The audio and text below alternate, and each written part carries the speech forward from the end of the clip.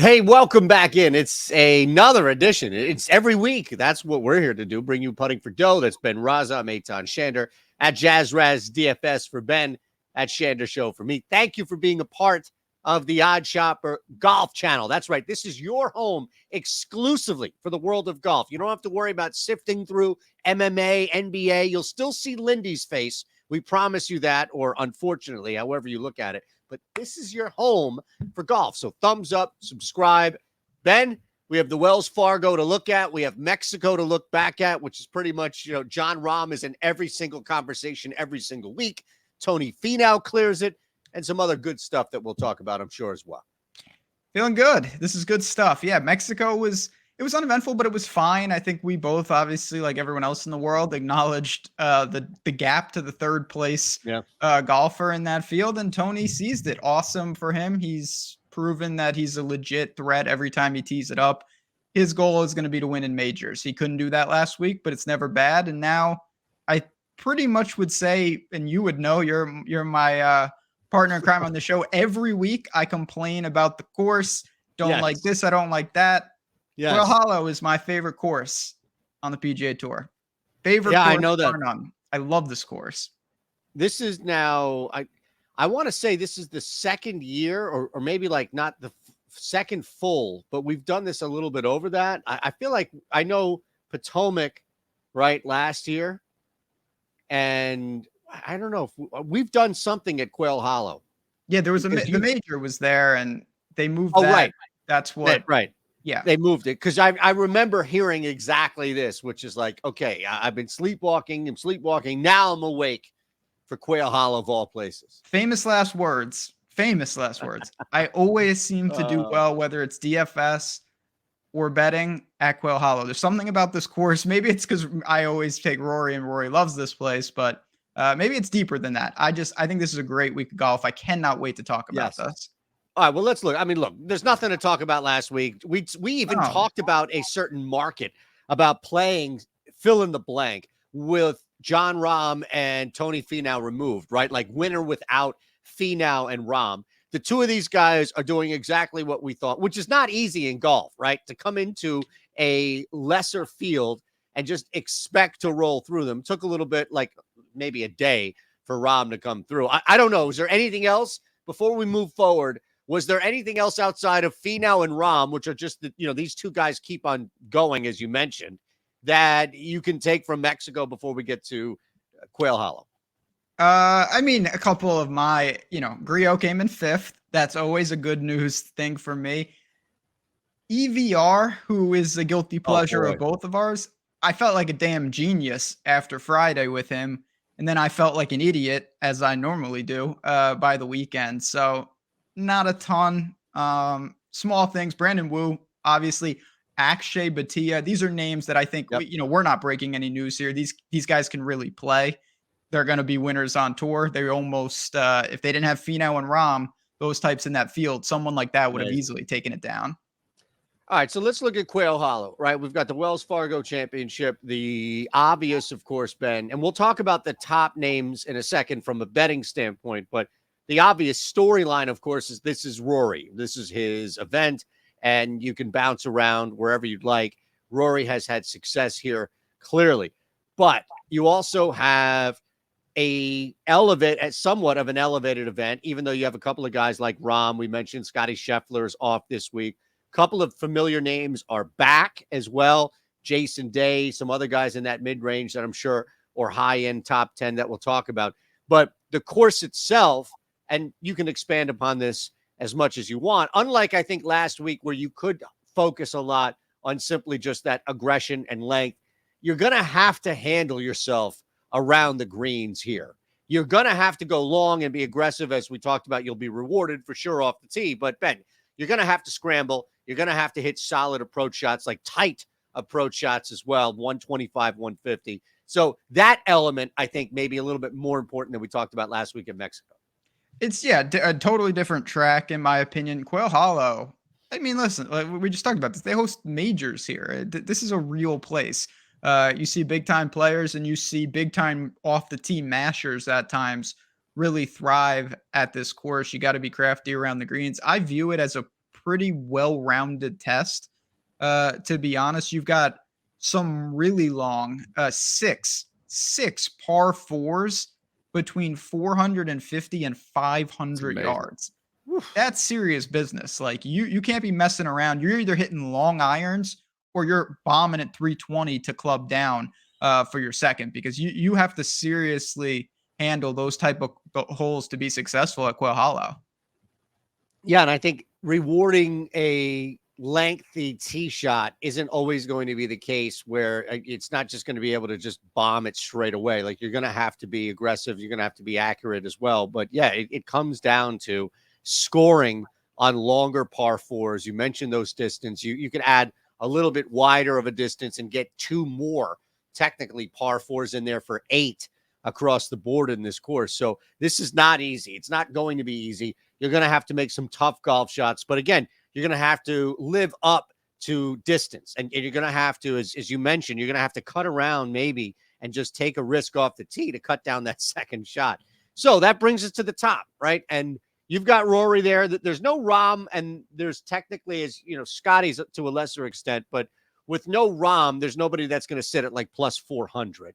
But clearly McIlroy, and we're on FanDuel, of course, we'll tell you about what's going on there in a minute. But clearly you've got Rory McIlroy at the top. Patrick Cantlay, Xander now becomes a little interesting. Tony Finau comes off the win. You can get, I think, a couple of these guys at some pretty interesting numbers. Let's go top range, anyone from Sam Burns and lower. I'm not going to allow you to put Ricky Fowler in the top range. No, even I wouldn't do that. So the one thing that's pretty interesting is Rory is off the extremely rare in terms of stroke play events, 2 straight missed cuts. Missed cut at Players, missed cut at Masters. Shocking. Obviously, then he doesn't show up, takes some heat as he probably should have. Where is he at? I don't know. I mean, there's no better get right spot than Quail Hollow for him. He's dominated this event. It's a perfect track for him. Plus 750, though, in a field like this, that's a little much. I obviously think he's the most likely winner. Is he double as likely to win than Xander, than Finau? I would say no. Tony Finau. What about a little back-to-back action? What do you think about that? 17-1. He's 14-1 over on DraftKings, so you're getting a pretty good number here. It's not like he hasn't done this. I know it's a little different, but wins the 3M. Everyone's like, oh, Tony Finau, he finally won something. What's he do the next week? He wins the Rocket Mortgage back-to-back. Stays hot. I like this course room. I know he hasn't had the most success here. Tony Finau at 17-1. Him and Xander are where my eyes went when we looked at the top of the board. Yeah, I can't argue with that by any means. When we've seen him, he's already laid out a precedent that he can just go just event after event. Like, he can pick up steam and become a human torch and just get on fire. And back-to-backs aren't really that. What was that, 6th win, right? We saw at Mexico. And yeah, the majority of the field was expected to kind of wilt a little bit to Finau, but he's got arguably the best play. I mean, it's probably not that big of an argument anymore, but you've got Jon Rahm there too. So it's not like it was a lesser field with, you know, Victor Hovland and Cam Young behind you. This was the guy that you have to stave off now if he's in these events, at Jon Rahm. And I think that my point, Ben, is that wasn't just a snooze fest for him last week. Like, that's a guy in Finau who comes off a heavy competition. So I like that as well. You know, I don't know how many years in a row we keep saying this about Xander, which is, oh, he should have won by now. He should have won by now, right? But it fits the bill. It definitely fits the bill.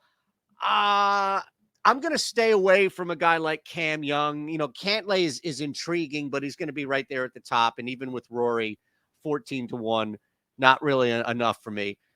I think it's a little counterintuitive because I mentioned just how tight you have to be around the greens. But, you know, a guy like Victor Hovland. Oh, let me get your guys in here first. Sorry, as we build. Yeah, just Tony. Yep, no Xander, Tony. I know, sorry. Hovland becomes a little interesting to me at 21-1. And then look, I understand that the ultimate range, like the bomb that you're going to get from a guy like Hovland, may not equate. But if we're looking at getting around the green, getting to the green from a scramble spot, I'm still looking at a guy like Jason Day, 28-1 in this field, as somebody that's probably going to toe the line between the top end or mid range, depending on how you define it. Yeah, I mean, listen, we're talking about damn good players here. Not the best numbers in the world because it's not a full, there's no Rahm and there's no Scheffler, but it's pretty damn close. Hovland is always a difficult evaluation because you touched upon it. Logically, he has a red flag at all these events, but he also shows he can work around it. I mean, he came in third at the Players. He came in seventh at the Masters. Like he can thrive at courses that at times challenge you around the green. Now at Heritage, he lost 7 strokes putting. So what do we really take away from that? Nothing. If you can't putt, you're not going to win. He's going to have to find his Bermuda splits this week, but he can easily do that. I have no issues with Hovland. I think you know that around the green is probably not going to be good. You just hope it's not tournament eliminating bad. Right. And that's a risk I think you're going to take with a guy like Hovland that maybe, as you mentioned, before this year where he didn't have success at courses that challenged him to make shots that are kind of unconventional for him or just ones that eat him up. If I didn't have that, then maybe I'm less inclined to take this number. To be fair, his number's probably not 21-1 either, but it's all relative in that where I'm willing to accept, okay, this field 21-1 reflects more his ability to handle some spots that normally are, wow, stay away. So I think that adds a little intrigue here for me as well. Any issue with Day before we hit on our Discord and move around some stuff? No issue with Day. I think that he's proven that, he's got some more than something left. He's been incredibly consistent. I don't believe he's missed a cut all year. He melted at the Masters, but listen, it's not, it's one tournament. He's not playing a ton of golf week in and week out. I expect him to be ready. For me, it's just more of a question of like, Day is at 28. You're talking about guys, and I know we're going to get there and we have some stuff before we do, but I just want to throw it out there. Lowry's at 48. Hatton's at 48. Like you're talking 20-1 extra on your money. And right. I'm not sure that the gap should be quite that large. No, it makes sense with these guys. I mean, that's really where you're looking at this gap between Burns is like the guy that's going to straddle that line barely. And then you move up. All right. So we've got a couple of mid-range guys to hit. I'm sure there's going to be a long-range bomb here, but we want to just remind you about what's going on throughout the week. So we do this show on Mondays. It pops out Monday evening and stuff. And then throughout the week, we have a bunch of people in our community, our Discord community, where you can jump in half off your first week. It's super easy, super simple.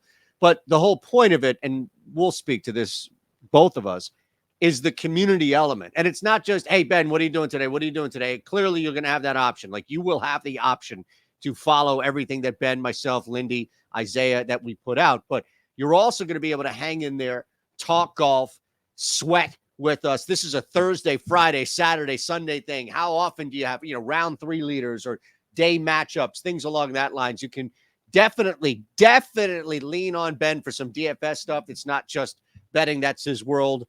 So that's it. I mean, it's the community element of it, Ben. Like you can take 6 hours off, you come back and it's like 50 people are going back and forth on stuff. There's like talk on ice cream. There's talk on leans. There's talk on all different shit. It's awesome to see this community. Listen, you already talked about it. If nothing else, it's just fun to root these guys on together. You got 1 million people sweating the same thing that you bet. And we're having fun. We're trying to make money together. Things pop up, live bets. What are you seeing? What are you hearing? It's just another way to be part of this community. So if you're into that, you said, my friends in real life, they're all morons. They don't like golf. They won't bet golf. Well, this is where you want to be. You hop in, you have some fun. Again, check us out for the week. Can't speak highly enough of how many great people we have in there. Not just us, the community itself. So many members that you see during the shows hanging in there, talking golf, cashing tickets. Easy stuff, right? Just click that link below. All right. Some mid-range opportunities here. We have a couple, as I mentioned, like even the mid-range, some mid-range guys, Hoagie, some other guys are out this week. But you start to look, I mean, maybe I don't, Fowler 41. I'm staying away from Shane Lowry, although there are some elements of his game that clearly would stand out here. Where would you like to begin for the mid-range? So I think that Ty Hatton at 48 is a name I want to at least mention. Although briefly, he's a great Bermuda putter. You never know what you're going to get. I think his iron game needs to improve a little bit. Now, I don't know. There's some real potential that I am just in a Ponzi scheme and I don't realize it. And that Ponzi scheme would be Tommy Fleetwood, because Tommy Fleetwood does enough every single week. I bet him every week. And every week I come away with the same conclusion that the next time he plays is the time for me. And at Heritage, he came in 15th. He gained across the board again. He was third at Valspar this year. He made the cut at the Masters, top 30 at the Players. I'm always encouraged, but he doesn't win, and we need him to win here. Of course, we can talk about top 10s and top 20s and things like that as the week goes on, but I'm talking basically outrights here at 55-1, which is he's 45-1 over on DraftKings, just for context. 55-1 for Fleetwood, I think, is a fantastic number. You can yell at me in the comments if you want, but I am sticking to it. At this number, you need him to win once in like the next 3 years to get to come out ahead. I think Fleetwood's close. Yeah, I agree. It feels like the odds are reflecting more of a skid than they are simply, maybe, I hate to say plateau because that assumes that he can't go higher, but a straight line, if that makes sense. Where look, if you're not winning, you shouldn't be ultimately penalized, but odds are going to fluctuate. I understand, but it does seem like 55-1 does seem a little high. And again, I'm sure you can shop around, and we'll see. Yeah, he never wins, find. So I get it. Like, he's got as many PGA Tour wins as you and me, but true. He's playing well. I understand. Look, I'm going with a guy that. Oh, is there another one that you have? No. I've said I've already disgraced myself. Take over, please. Hatton and Fleetwood. I'm just going to add Keith Mitchell at 70-1. I'm not necessarily thrilled with the short game as a whole, but when you do look at when he was able to compete in top 10s that we've seen multiple times around, look, the Zurich is the Zurich. I understand that. But before that, and even at the Genesis, you're seeing a handle around the green and approach to where it's not hurting him. Like, ideally, you'd be gaining a bunch of strokes, and that was the case at the Genesis. But even approach shots are not hurting you. We know that this guy can get off the tee, and that's not a problem by any means. That could be an advantage, especially as you talked about, a little bit longer setting up an iron shot as opposed to shaping and, taking a risk with that longer second shot. If he's gaining strokes around the green, if he's gaining strokes approaching the green, mainly if he's gaining approach and if he's not losing around the green, I think Keith Mitchell at 70-1 becomes a lot more intriguing after he makes the cut. It's probably hanging like top 30 or so, top 20 before a push. Yeah, I mean, Keith Mitchell has kind of shown he's got a little formula for success. He knows what he's doing off the tee. Spike putter, particularly on Bermuda. He's just not playing well. That's the biggest knock on him. He's just simply not there. Now, you can say maybe not some of the best courses. Again, Heritage is such an awkward harbor town. I wouldn't draw a ton from that. Harbor Town and Quail Hollow have virtually nothing to do with each other. Right. Like, you look at recent form and you're like, oh, this guy sucks. Well, he's playing one extreme and now he goes to the other side. So I'm not going to freak out about that. 71 feels about right. I mean, this is bomb territory, is it not? Yeah, I think pretty dicey. I still think that I'm on the reasonable side of long range here. Like, I'm not going into 110-1 yet. Griot, 120-1. Rogers. I don't know about Rogers. Let's see. Joel, the original Ponzi scheme. Look, if Joel D can get off the fucking tee, then he becomes a little intriguing to me. Kitayama, I mean, this is a guy who has won. I don't know if he's a great fit here, to be honest with you, at Quail Hollow. Do we have to go to a guy like Nick Watney? I mean, where would you like to go? We don't. We, in fact, do not have to do that. We need to go to Griot. I know I keep saying that, and you just ignore it and move on, which is probably the responsible thing to do. Yeah, I think that's what it was. 120-1. You're talking major plus money for top 5, top 10, top 20, even top 40. What can you say? It's Grillo. You know what you're getting into. In Mexico, he gained 9.6 strokes with his irons. He gained 4.5 strokes with his putter. He was flat off the tee. He was god awful around the greens, as he always is. If he's dialed in with the irons, you don't have to worry about around the green as much. If he's loose with his irons, you can forget it. We are in huge trouble. That's a risk I'm willing to take. You know, quote Dumb and Dumber. That's a risk we were willing to take here. 120 to 1. If you're looking for a long shot, I'm putting my man on the card this week. Yeah. It's weird, man, because I was trying to counter the bombing element of it, right? Like, I think Jason Day is a really good a guy that has an opportunity to counter that. Strokes gained around the green, scrambling, things like that. Where's a guy like? See, this is the thing. Well, you mentioned like look at this, because it's an elevated event. Bhatia, is 180 to 1. Denny McPutts, 180 to 1. Ben Griffin pops up as a guy that you think that pops. I think Ben Griffin.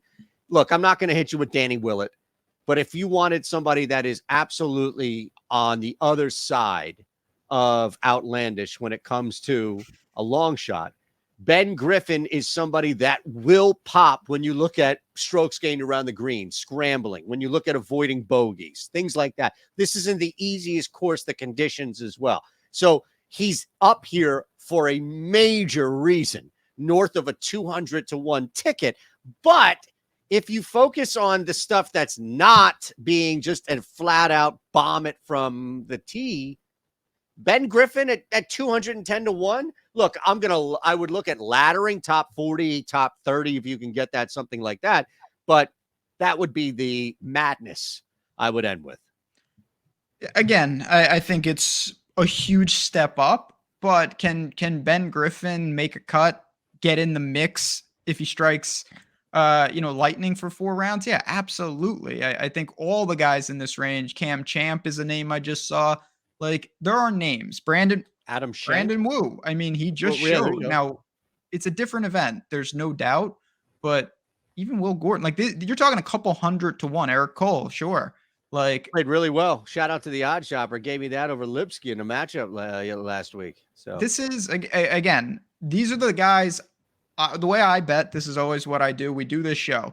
I get my outright guys I have interest in, from Xander and Finau to Fleetwood to Grillo. And then I have another handful of guys that I say, okay, maybe I'm not going to bet them outright. Let me see their tee times. Let me see their matchups. And I say, let me get action, but maybe not where I bet 20 guys on the outright ticket. So guys like that, to me, Champ, and you mentioned Ben Griffin, and some of those type of players, Keith Mitchell comes to mind. I got to look at what makes the most sense if it's not just a sprinkle in the outright market. All right, so we'll run through this final card. As I scroll down, any final thoughts for you? Again, for me, it's going to be taking advantage, as you mentioned, tee times, mainly matchups, and also top 40s, top 20s, that type of laddering with these guys. And it's a reminder that all of this is available for you in the Discord. We have a link below. You can hop in. We'll give you half off the first week on top of that, and you can just hang and chill and talk golf. We love – Lindy's in there too. We love talking golf. We're thinking about making our own golf channel just to get people in there selfishly to talk golf. All right, so we've got Xander and Tony for you. Any final thoughts at all on the card here? No, again, I think that for me, I've got the 2 big names up top for my card. I really believe that Tommy Fleetwood is going to continue to play well, and eventually, if you're playing that well, you get in the mix. And if you get in the mix enough, eventually you win. I know it's frustrating, but look at Tony Finau, look at Scheffler. Look at some of the guys that had a stretch where it was, oh, yeah, they're playing well, but will they ever win? And now they're prolific winners. I'm not saying Fleetwood's that good, but he can absolutely win when he tees it up. So those are really the big names for me. Other guys down the list, if you have questions, if we didn't get to someone, again, be part of this community. Follow us on OddsShopper Golf and follow us on Twitter, JazzRazDFS, Shander Show. If you're in our Discord, of course, just hit us up. We're happy to take a look at some of these real characters at the bottom. It's just on FanDuel, you're talking about like 300 to 1. It's almost a lotto ticket. Hey, Sounds like my Discord channel. On that note, it's a good time. Actually, Lindquist is the worst offender now that we've seen all this. At JazzRaz DFS, at Shander Show. Don't worry, Ben, I got it. We'll see you next week. I thought I had it. Now, all right, you click.